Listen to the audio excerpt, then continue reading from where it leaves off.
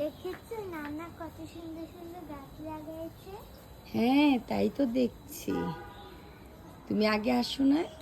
না, আসি নাই তো। দেখো, এটা মরিচ গাছ, দেখেছো? তাহলে এই গাছ কি? এটা টমেটো গাছ।